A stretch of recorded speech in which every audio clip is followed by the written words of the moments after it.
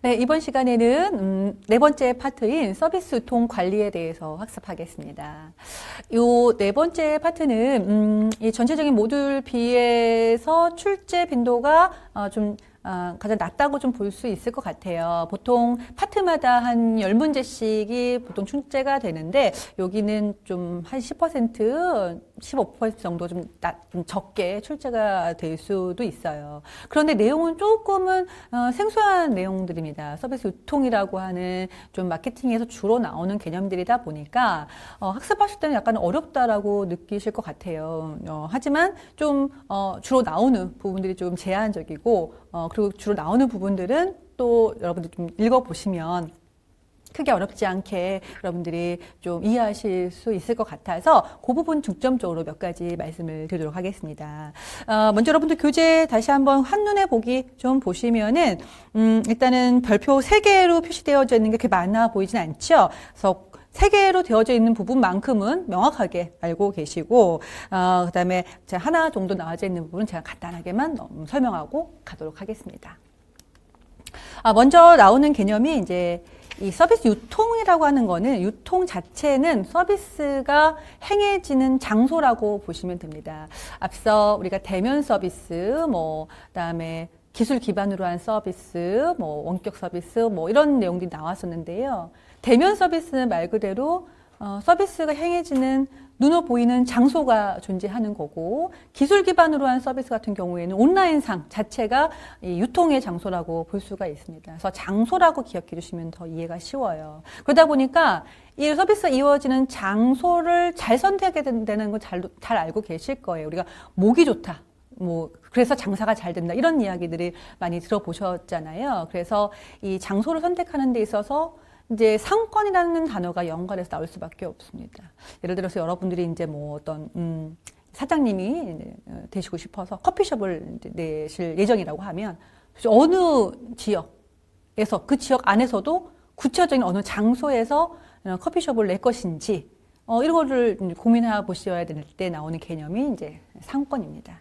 그래서 이 상권은 기본적으로 점포, 상권 분석에 대한 이야기가 나오는데요. 상권은 크게 이제 이렇게 크게 나눠질 수가 있어서 기본 개념 보시면 되는데 지역이 가장 큰 거고요. 그 다음 좀 더 협소화된 지역을 지구 상권, 더 협소화된 거는 개별 점포 상권. 예를 들어서 여러분들이 서울이냐, 부산이냐, 제주도냐 이렇게 큰 어떤 광역 단위로 정리하는 것은 지역 상권이라고 보시면 될 것 같고요. 이제 서울 안에서도 어느 동이 괜찮다라고 정리하는 것이 지구 상권. 그 동 안에서도 이면도로에 대로변에 있는 건물의 상점을, 점포를 개설할 것이냐, 아니면은 그 이면도로에 있는 곳에서 할 것이냐, 이런 것들을 결정하는 것이 개별 점포 상권에 대한 분석, 이렇게 보시면 좋겠습니다. 그래서 이런 입지 선정 과정에서는 일단 후보지 선정하고 이런 어떤 단계에 따라서 이루어지는데, 여기에서 가장 중요하게 고려해야 되는 거는, 만약에 여러분들이 이제, 판매하시고자 하는 제품이나 서비스의 특성에 따라서 고객과 얼마만큼 자주 만나야 되느냐, 꼭 만나야 되는 시간대가 특별하게 정해져 있는 것이냐, 그 다음에 그 제공하는 서비스 직원이 많아야 되느냐, 그 수는 적어도 되는지, 그리고 직원들의 전문성이 어느 정도 수준까지 가야 되는지, 이런 것들을 좀 고려해서 매장을 개설을 해야 된다라는 것이 중요하게 생각해야 되는, 고려해야 되는 점들입니다. 그래서 이렇게 장소에 대한 개념 정리해봤고, 그 다음에 이런 장소가 왜 필요하느냐, 이 필요성을 좀 크게 수요적인 측면하고 공급적인 측면을 나눠서 좀 보셔야 돼요.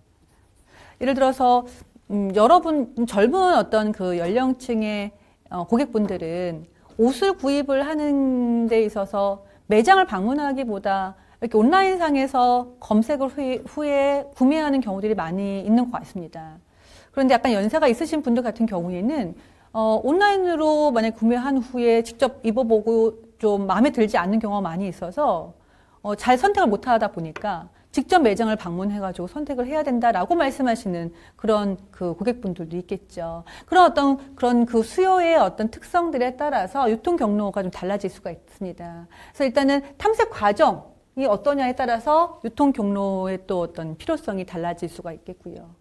또한 공급적인 측면에서는 이런 유통 경로가 어떻게 되어져 있느냐에 따라서 고객이 잘 올 수도 있고 잘 안 올 수도 있기 때문에 이런 반복적인 거래가 가능하게끔 할 수 있는 거냐. 효율적으로 고객을 만나서 제품과 서비스를 제공할 수 있는 유통인 것이냐라는 것들이 이 유통 경로가 필요한 이유에 해당되는 내용이라서 이거 좀 잘 보셔야 되는데, 특히 여러분 교재 좀 보시면은요, 이 수요 측면에서 이 필요성, 이 분류 기능이 좀 자세하게 좀 나와져 있습니다. 보시면 등급 수와 분배 구색화라고 되어져 있는데요. 여기 이 1장에서 이 상권과 이 유통에 대한 개념 정리, 유통 경로의 이해에서 가장 출제 빈도가 조금 높은 부분이 이 부분입니다. 그러니까 수요 측면에서 이 제품을 어디다가 위치를 하느냐에 따라서 효율적인 어떤 그 판매로 연결될 수 있는 부분이고, 고객 입장에서도, 수요 입장에서도 내가 이게 어떻게 어느 위치에 서비스 제품과, 그러니까 서비스와 제품이 위치하느냐에 따라서 잘 그걸 선택할 수도 있고, 선택하고 싶어도 못할 수도 있고, 이런 것들이 수요 측면에서 분류 기능이 가지고 있는 유통의 필요성이라고 볼 수가 있습니다.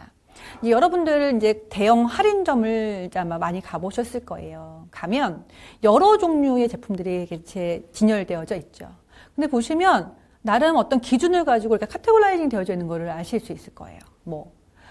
채소 파트가 있고, 과일, 그리고 생선, 육류, 고기, 그 다음에 만들어져 있는 인스턴트 식품들이 모여질 거나 이런 식으로 좀 이렇게 나눠져 있는 것들이 좀 보실 수 있어요.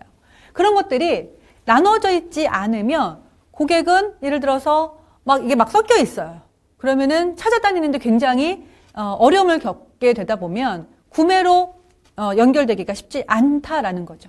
그런 부분들이 보시는 것처럼 여기서 이 구색화라고 하는 것이 관련 상호 연관성 있는 것처럼 건들끼리 모아놓는 거는 구색화. 등급이라고 하는 거는 같은 제품이어도 그걸 받는 공급원이 다를 수 있습니다. 예를 들어서 고기라고, 한우라고 했을 때 한우를 공급하는 곳이 평창 농협도 될 수 있고, 횡성 농협도 될 수 있고, 축협이 될 수도 있고, 이런 식으로 지역에 따라서 여러 종류의 한우를 받을 수 있잖아요. 이거를 다양한 공급원으로도 받은 거를 동일한 것끼리 모아놓는 것이 등급인 거고, 수압이라고 하는 거는 이제 고기 파트로 가면, 육류 코너로 가면 한우가 종류별로 한우가 있을 거잖아요. 이 종류별 한우 중에서도 예를 들어서 덩어리도 있을 수 있고, 소분화되어져 있을 수 있는데, 소분화된 것도 예를 들어서 1kg짜리가 있을 수도 있고, 500g짜리도 있을 수 있고, 여러 가지 것들이 있습니다. 부위별로도 나눠지게 되고, 이것이 이제 수압입니다. 그런데 수요 측면에서 유통 경로의 필요성 중에서 세 번째 있었던 분류 기능, 이것이 요 1장 서비스 유통 경로 이해 중에서 좀 출제 민도가 높은 내용이다라고 보시면 좋겠어요. 이거는 일단 여러분들이 이제 대형 할인마트를 가보신 적이 있으실 거예요. 가면 여러분이 원하는 그 제품들이 일정한 어떤 기준을 가지고 분류되어져 있는 것을 보실 수가 있어요. 예를 들어서 채소 코너, 과일 코너, 수산물 코너, 육류 코너, 이런 식으로 나눠져 있죠. 이게 나눠져 있지 않다면 여러분이 그 제품을 선택하는데 굉장히 어려움을 겪을 수밖에 없어요. 우리가 유통 경로의 가장 필요성은 이 고객들이 그 제품과 서비스를 잘 찾아서 이용할 수 있게끔 하는 거. 이게 이 유통의 가장 큰 필요성이거든요. 근데 막 섞여 있으면 어렵다는 거죠. 그래서 이걸 다른 어떤 여러 가지 종류의 제품들을 일정한 어떤 기준을 가지고 상호 연관성 있는 것끼리 모아놓는 거. 이게 일단은 구색화. 구색화가 되어져 있지 않으면 대형 할인마트를 이용하기가 좀 어렵겠죠. 그런데 육류 코너를 가봤더니 A라는 축협에서 이제 공급된 한우만 있는 것이 아니라 B 축협, C 축협, 여러 어떤 공급원 또는 한우만 있는 것이 아니라 수입, 육류도 있고 이런 식으로 다양한 공급원으로부터 받은 제품들을 동질적인 집단으로 또 구분해 놓은 거. 이게 등급. 수압이라고 하는 거는 역시도 다양한 공급원으로부터 와요. 그런데 이거를 이제 조금씩 받잖아요. 예를 들어서 A라는 축협에서 뭐 한우를 뭐 1kg를 공급받고 B라는 축협에서 1kg, 1kg 이걸 다 따로따로 여기저기 나눈 것이 아니라 모아서 소규모로 제공되는 이 제품들을 같이 모아서 대규모로 공급을 가능하게 하는 거. 예를 들면 여러분들이 이번에 뭐 손님을 초대해서 음식을 해야 돼서 고기를 아주 많이 사야 돼요. 그런데 A라는 축협에서 공급되어져 있는 양이 모자릅니다. 그러면은 B, C에 있는 고기도 같이 사야 되는 거. 이것은 수합을 했다라고 하는 수합으로 인한 이 수합의 기능으로 인해서 고객들이 조금 더 원활하게 상품을 구매할 수 있는 유통 경로의 가장 중요한 어떤 그런 필요성, 효과라고 볼 수 있겠죠. 분배라고 하는 거는 고기를 먹고 싶긴 한데 난 1인 가구라서 조금만 먹고 싶어요. 근데 갔더니 덩어리로만 팔고 있습니다. 이런 경우에 구입이 좀 어렵겠죠. 그래서 이런 다양한 고객의 욕구에 따라서 이 동질적인 상품들을 구매자가 원하는 단위로 나눠서 하는 것이 분배입니다. 이러한 어떤 유통 경로의 어떤 기능들로 인해서 수요가 촉진될 수 있다라는 것들 잘 기억해 주시면 좋겠습니다. 뭐 이런 경로가 잘 되어져 있으면 좀 전에 말씀드린 것처럼 금방금방 구매할 수 있어요. 그래서 시간이 효율적으로 사용할 수도 있겠고요. 다음에 금방금방 내 거로 만들 수 있는 거 이렇게 그리고 장소를 효율적으로 사용할 수 있다라는 거 이런 것들이 좋겠습니다. 예를 들어서 대형 할인점 마트에 여러 가지 물건들이 여기저기 있다라고 하면 사람들이 이것저것 사러 다녀야 되는 동선이 서로 막 이렇게 이제 겹쳐서 불편할 수가 있습니다. 그런 것들은 장소 효용에 그런 것들 잘 관리하게 되면 장소를 효율적으로 사용할 수 있다라고 하는 가치가 생긴다고 볼 수 있겠습니다. 이러한 유통 경로는 유통 범위에 따라서 특징이 좀 차이가 있습니다. 이 유통 범위라고 하는 거는 여러분들이 도매상, 소매상 들어보셨을 거예요. 그래서 이거를 아예 생산자, 예를 들어서 우리 아까 육류 예를 들었으니까 이 소를 키우는 목장주가 있겠죠. 목장주가 도매상에게 고기를 넘기고 도매상이 소매상에게 넘기고 소매점에 우리 고객들이 가서 이제 구매하는 이게 유통 경로라고 하는 건데 이 유통 경로가 전속적 유통, 선택적 유통, 개방적, 지방적 유통의 구조로 좀 차이가 날 수 있다라는 겁니다. 이게 뭐냐면 아까 말씀드린 것처럼 중간상, 이 도매상, 소매상들을 보통 얘기를 하고 있어요. 그 수가 없이 다이렉트로 예를 들면 다시 그 소를 키우는 어떤 그런 그 목장주로부터 고객한테 바로 가느냐, 아니면 그 안에 도매상, 소매상도 뭐 여러 단계의 소매상이 필요하느냐 이런 것들에 따라서 전속적, 선택적, 개방적, 지방적 유통 이런 식으로 나눠질 수 있다라고 하는 거죠. 그래서 그것에 따른 적합한 상품의 예를 좀 잘 알아두셨으면 좋겠습니다. 그래서 그리고 이제 통제 가능성도 다이렉트로 바로 생산자가 고객을 만나는 경우에는 통제 가능성이 높죠. 알아서 다 해주니까. 알아서 문제가 생겨도 해결해 줄 수 있고 원하는 것들을 그때그때 맞춰서 전달이 가능해요. 그런데 중간중간에 도매상이 있고 소매상이 있고 소매상도 여러 단계의 소매상이 있다면은 최종적으로 이용하는 고객 입장에서는 무슨 문제가 발생을 하거나 자신이 원하는 거를 즉각으로 반영하는 거 이런 것들이 좀 통제가 좀 어렵다라고 보시면 좋겠습니다. 네, 다음은 서비스 유통의 이제 구조입니다. 유형 분류인데요. 이 유형 분류는 우리 이제 3장에 좀 더 자세하게 유형 분류에 대한 내용들이 나오고 있는데 큰 틀로만 보면 일단은 전통적이라고 하는 거는 좀 다이렉트라고 좀 보시면 됩니다. 앞서서 여기서 전속적 유통하고 같다고 보시면 돼요. 근데 수직적하고 수평적 마케팅 시스템은 뭔가 계속 공유가 되어져 있는 관계라고 좀 보시면 돼요. 관계들이 형성되어져 있는 관계, 중간에 중간상이 있거나 아니면 서로 뭔가 시스템을 공유한다거나 그런 어떤 협업의 체계들이 좀 이어지고 있는 어떤 유통 경로라고 보시면 되는데 수평적 마케팅 경우에는 일단 위에서부터의 어떤 시스템이 아래로 계속 내려오는 경우, 대표적인 것이 프랜차이징 기업이라고 좀 보시면 될 것 같고요.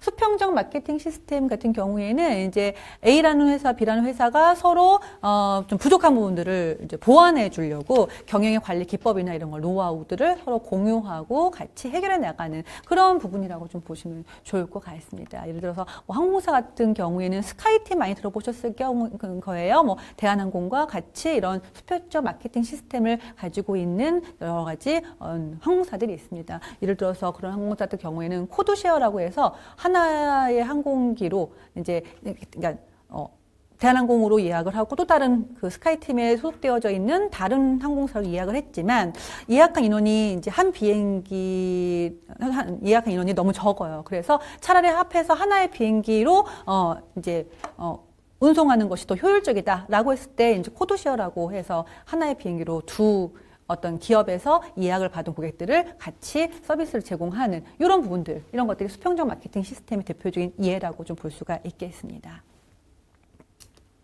네, 다음은 유통 시간 장소 이제 관리입니다.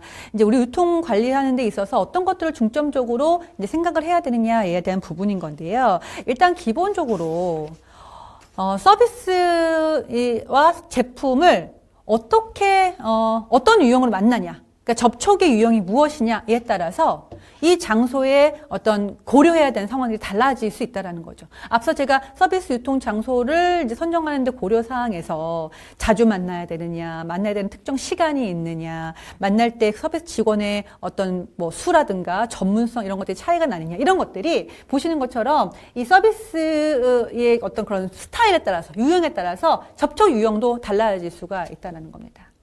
뭐 예를 들면 보시는 것처럼 고객이 기업으로 꼭 가야지만 서비스를 받을 수 있는 것이냐, 이런 경우라고 하면 매장의 어떤 그 설계가 굉장히 중요할 수밖에 없겠죠. 여러분들이 뭐 맛있는 음식을 먹고 싶다라고 했을 경우에 요즘은 뭐 워낙 배달 시스템이 잘 되어져 있어서 집에서도 식사를 하실 수 있겠지만 어떤 특별한 날 뭔가 어떤 그 레스토랑의 어떤 분위기를 느껴가면서 식사를 하고 싶다, 이런 경우에는 고객이 그 레스토랑을 꼭 방문해야 되잖아요. 이럴 때는 그 서비스 유통 장소, 그 레스토랑 그 장소의 여러 가지 환경들이 굉장히 많은 것들을 영향을 줄 수 있다라고 보면 좋으실 것 같아요. 그래서 유형, 분류 한번 보셨으면 좋겠고, 그래서 이런 서비스 유통 장소와 이렇게 시간에 대해서 이제 여러분들이 결정을 할 때 고려해야 되는 상황은 레스토랑이라고 하는 유통 장소를 하나 선정을 하실 때에도 또 고객의 기대가 어느 정도인지, 그 다음에 그 주변의 레스토랑은 어느 정도로 이제 뭐 유지가 되고 있는지, 어떻게 지금 유통의 장소를 구성하고 있는지, 이런 것들을 파악을 해서 그 장소, 시간, 앞서 제가 상권 얘기도 했었고요. 네, 장소를 설계를 할 때 고려해야 되는 사항들, 그런 것과 연관해서 의사결정을 하실 때 또 추가적으로 결정해야 되는 고려 사항들이 요러한 부분들이다라고 보시면 좋겠습니다. 또 하나 또 고려해 보셔야 되는 것이 이 지역적인 제약을 가진 서비스냐. 계속 지금 서비스의 특성에 따라서 유통 장소가 달라질 수 있다라는 얘기를 계속 하고 있는 거거든요. 지역적 제약을 가진 서비스, 대표적인 것이 스키장인 거죠. 스키장을 아무데나 만들 수는 없겠죠.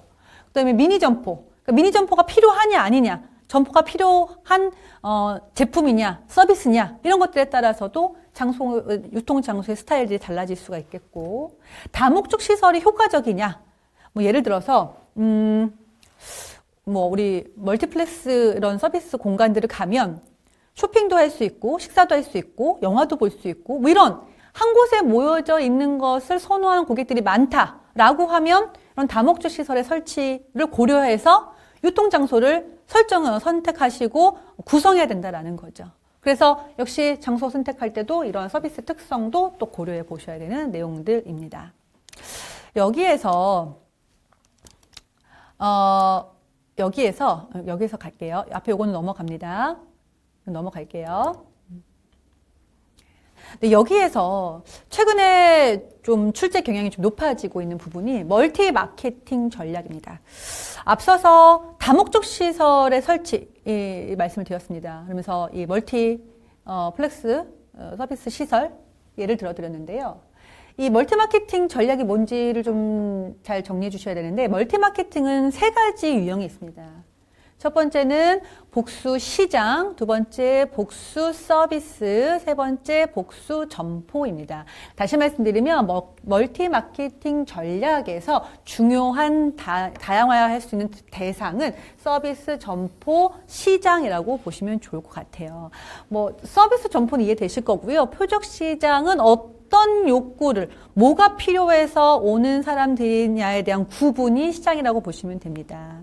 예를 들어 주유소는 주유를 하고 싶다라는 목적을 가진 고객들이죠. 그 고객이 시장이에요.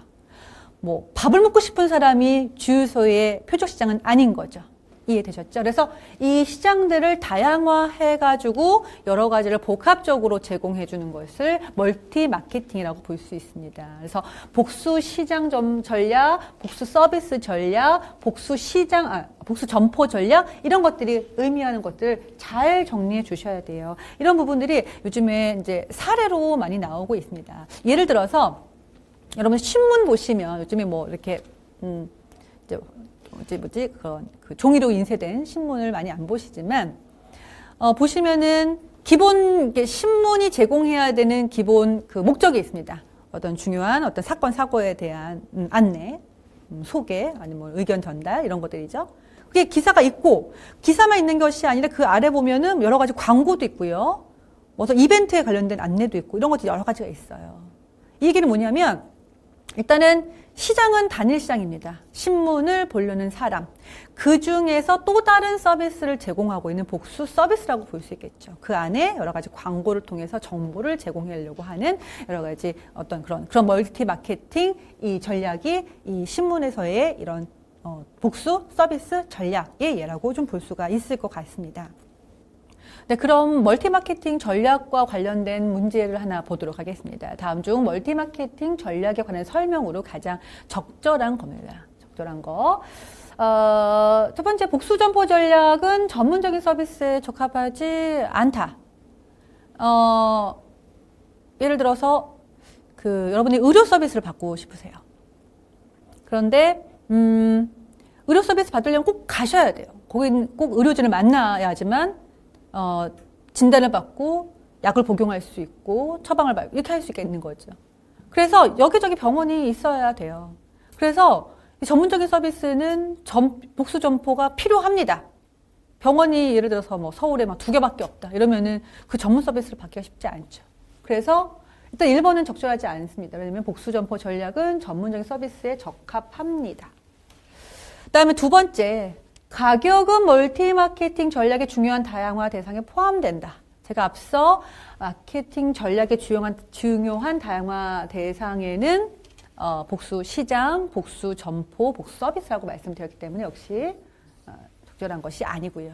세 번째, 복수 서비스 전략은 기존 서비스에 새로운 서비스를 추가하는 것이다. 이것이 맞습니다. 네 번째, 멀티 마케팅 전략에 포함된 다양한 전략을 혼합하려는 전략은 바람직하지 않다. 이것이 아니죠. 앞서 제가 멀티플렉스 말씀드렸잖아요. 다양한 서비스를, 다양한 고객들의 요구들이 있기 때문에 그걸 다 충족시켜주기 위해서는 여러 가지 서비스를 제공하는 거, 아니면 여러 번 점포를 유지하는 거 하는 것이 필요합니다.